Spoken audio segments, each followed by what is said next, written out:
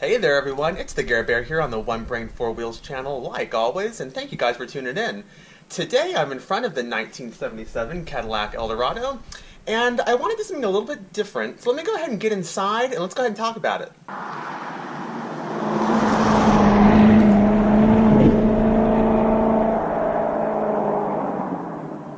So now that we're inside the Eldorado, what I wanted to do today was have a little conversation about cars, which I know you're probably going to be thinking right now, isn't that kind of what your videos are all about, is cars? And that's true. But I actually want to have a conversation today. So kind of going back, when I first started my YouTube channel, there were a couple of things I wanted to do. One objective was to make helpful videos for people. I want content that's actually going to be useful to others. But another thing that I wanted to do with my channel was have a conversation about cars with other people, the viewers, everyone kind of come together and we could discuss things about cars. I know it's a little bit harder with, me making videos. It's not like a big message board thing, but there's a comment section, and I always thought that would be kind of cool to be able to talk with people kind of about what I'm talking about in the video and then having a little discussion afterwards. Because in my personal life, my family, they like cars, especially my dad, but he likes really like specific vehicles, like he's really into Camaros, or I really like all sorts of vehicles, as you guys can see from my little mini car collection, my little hoopty fleet. But anyhow, so what I want to do is kind of try something a little different. You guys can let me know in the comments if you like this kind of idea going forward. I'm still going to do how-to videos and just do any video that I would normally do, previously. I'm going to keep doing that. But I was thinking it'd be kind of cool, maybe like once a month or once every few videos, do a really short video. I only want it to be like, hopefully max like 5 minutes. I don't want to be droning on and on and on. This one might be a little bit longer because I'm doing this right now. I'm droning. But I want to kind of start off with a topic, and then maybe we could discuss things below and kind of be a little bit more interactive. So in today's first inaugural video of this, I wanted to discuss what it's like owning an older vehicle, because I think a lot of people, especially younger people, have never owned a really old vehicle, maybe like a hand-me-down from their parents or older sibling or something like that. But what is it like to own a really old vehicle, as far as maintenance and just costs in general and things to expect, and also the good things, because those are all kind of negative things, but also the good things that you can expect from driving an older vehicle. So let's get started. And by the way, these videos are going to be very informal in style. I'm not going to really, I'll cut things out if I start droning on too much, but it's going to be just really casual. So I'm just going to kind of go off the top of my head. So let's start with some good things. Driving an older vehicle, the first thing is your car is probably going to be more rare than most people's, which that should be pretty like straightforward because, as cars get older, just less and less of them survive every year. But yeah, that's a cool thing because when I drive around in this car, I get tons of looks, and especially when I put on new tires recently. I went to America's Tire in Rockland, California. And just when it was in the Bay, I got two guys, one was like middle-aged, but another one, he was like a little bit younger. And they both really loved this car, and it was kind of cool because just having an older car like that, we had a little bit of conversation, and they remembered, at least the first guy, I think he said one of his neighbors or something had a vehicle similar to this when he was growing up, and so it's kind of cool for him to be able to reminisce. And they were kind of curious about, why I wanted the car, which is because I just always wanted one of these big boaty vehicles, and it's something, you don't see them in that good of condition too often. A lot of times these ones in particular are very rusted. So when I saw it, I just told them, yeah, I had to snatch it up. It's like perfect. It's exactly what I wanted. It's the correct year frame, because I like the square headlights on the front of this Eldorado as opposed to the circular ones earlier in this generation. But yeah, and then, they were just kind of curious, and it was cool though, because it really sparked a good conversation. And then also, I remember when this car broke down on me coming in the commute, oh gosh, this was earlier this year. Well, I bought this car earlier this year, but I think it was like in the middle of summer. And the tow truck driver, he was like, I think 18 years old or something.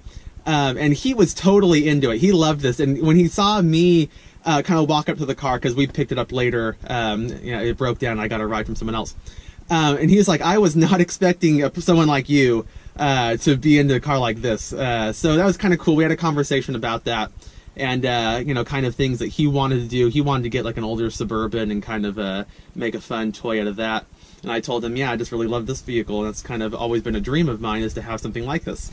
So yeah, let's get back on topic.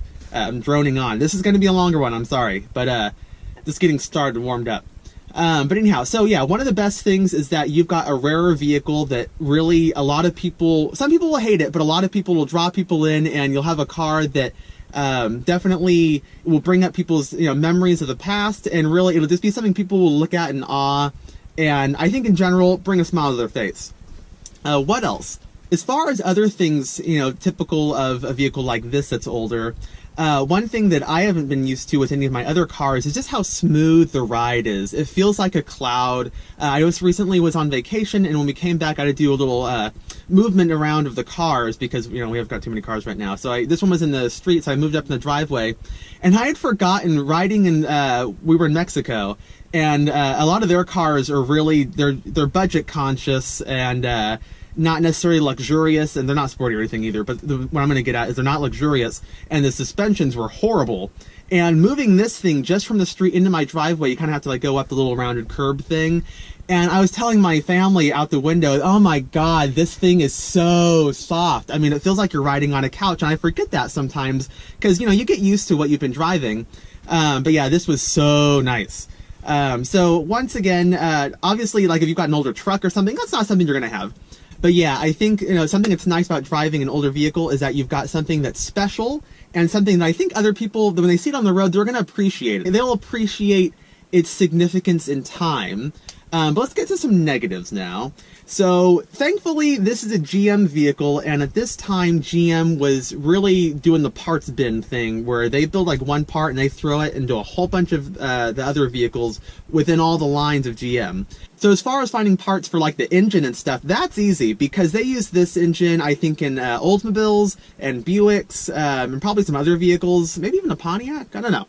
But they use this plenty. So finding parts for stuff like that, like I needed a new exhaust manifold, it's pretty easy to find that stuff online or the online junkyard website things. However, finding specialty parts, that's the drawback. No one thinks about that because when you buy the vehicle, you're like, it's fine. Even if you have just a couple of things you need to fix, then you're like, I can probably find it.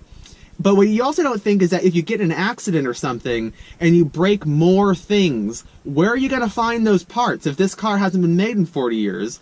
So that is something that can be a struggle. And when you do find them, what I found is that they're very expensive. So yeah, for example, like how I've been wanting to change out the interior of this vehicle, I was hoping I could find some of the red pieces for the dash up here that you guys are sitting on right now. Without having to just take these pieces in and get them repainted or upholstered over or something. And they are really hard to find, A, not broken or cracked, and B, not for like a couple $100 each for each little piece, if you can even find them. I haven't been able to find the centerpiece that you guys are behind you guys now, that upper dash piece. So yeah, the drawback is that it's kind of hard and expensive to maintain specialty pieces. So what I'm saying is that if you buy an older vehicle, try to get something that was made in a large quantity, something that is still, there's a lot of them on the road still, or parts available. So that's something you probably like kind of check on things like that before you buy a vehicle like this. And one thing to finish off, just in case there's any young people watching this video, I would definitely highly suggest saving up a little pool of money besides just what you need to buy the older vehicle if you're going to do that. Because, things are going to pop up and some things are very expensive, which I've learned, unfortunately. So it's just, I think, yeah, if you're really, starting out, wanting to work on a project car, that's something I really hope you guys kind of just save a little extra on the side because things are going to pop up. And, this thing, when you drive an older vehicle, it's constant. There's always going to be something. Even if it's not like something that's needing to be done, you're going to have something that you're going to want to do. And things just pop up and it's constant. If I'm not, fixing something, like the AC needs to be fixed again in this vehicle. But then also, like, I wanted to change the dashboard out, or I had to fix the steering wheel, and all those things cost money. And then also, this vehicle, another thing, you guys, is to pay attention to. So an older vehicle like this is a V8, doesn't have a lot of power, but it really likes to drink the fuel. So this thing has already, I think, to fill this thing up, it's like a 30-gallon tank, and I can't do math in my head, but it's a lot. It's like over $60 each time. I just been doing regular unleaded fuel. But still, that's expensive, and this thing, it drinks it up. I think this has about like 10 miles per gallon-ish, so definitely something to consider. It's also not really that safe. A lot of people think like, oh, those big bulky cars, you know, from way back when, those things are like tanks. I mean, they'll just, you know, someone tries to hit you or something on the highway, don't try, but if someone hits you on the highway, you're going to be great, they're going to be dead. That's wrong, because go ahead, if you guys want to look up the crash test videos online on YouTube, you can actually see they do little tests like that showing older vehicles against like modern vehicles.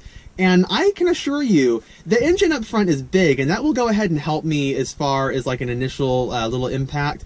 But if there's enough force to push that engine back, I'm gonna die. If you know, we go like a head-on on like a 2-lane road that's undivided, that's gonna be an issue. Oh, and one more thing also is if you live in California, another thing you really need to pay attention to is, can you smog your vehicle? So that was something I was a little worried. So if you buy your car already smogged, ready to go, then you're good. I did take a risk so that way I could get a good deal on the vehicle. This car was not smogged when I bought it. Thankfully, I'm very lucky because it actually smogged very well, even though it had some issues I needed to resolve. A couple of the vacuum lines were brittle and probably cracked a little bit. But everything passed, and I was really fortunate. But that's all things to consider. So to wrap up this video, I don't want to sound like I ended with bad things. That's kind of a downer. Owning an older vehicle really is fun. You know, if you're buying an older vehicle, you probably are passionate about it, and you're going to really enjoy owning it and, you know, spending the time. Little things can be finicky when you have to fix them, but if you're passionate about it, then it's okay, because you're really enjoying the whole experience of owning the vehicle. And I think it's something you'll appreciate. And I know for me, working on this vehicle, I appreciate this vehicle more and all the intricacies of all the little systems they had back then. But it also lets me appreciate other vehicles because I'm learning constantly with this vehicle, and then I'm applying that to the other vehicles that are more reliable, but they're going to break down someday, and I can kind of use what I've learned on those.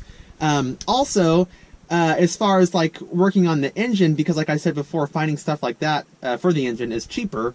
I can kind of feel a little bit more confident working on this engine as opposed to like my Corvette engine, where if I break something on that could be like $1,000 or something. You know, who knows? I don't want to know. Fingers crossed. But yeah, it really is. It's totally fun. You just need to go into buying an older vehicle with the mindset that things will come up. Things can get expensive, especially if your car is more rare versus built in larger numbers. But in the end, I would highly recommend it really to anyone from the whole span of ages. If it's like your first vehicle, all the way to being older, I would lean to buying a less older vehicle if it's going to be your one and only vehicle, just because finding parts, that's going to be an issue for you. But anyhow, I hope you guys found this video enjoyable. Let me know in the comments for sure what you guys think of this format. I am already looking at the time. I'm going to have to cut this down because I'm recorded like over like I think 20 minutes now. So I'm going to cut this down. But definitely, I want to hear your guys' thoughts below. I know that I have a lot of older viewers as well, and I have some younger viewers. But yeah, please, in the comments below, if you're younger, what are some of the vehicles that you've been thinking of, older vehicles that you've been wanting to buy and kind of work on? Or you doesn't have to work on, but just an older vehicle that you want to be able to love and enjoy, and as things come up, you know, you'll do maintenance, things like that. And then for my older viewers, if you could kind of help those guys out, and what are some of the experiences you've had, you know, positive and negative with owning an older vehicle, especially, you know, like maybe you bought like a vehicle that was brand new back when you were younger, and now you maybe held on to it, but, you know, things come up as it ages, just like we all do. You know, they got to see the doctor too, just like we. But yeah, go ahead and leave those comments below, and I will go ahead and also join in. But anyhow, thank you guys so much for watching. I really appreciate you guys so much. If you want to see more videos like this, or more of my how-tos, or just anything I'm doing with any of the vehicles I've got right now, then go ahead and subscribe to the channel One Brain Four Wheels. And until next time, guys, have a great day.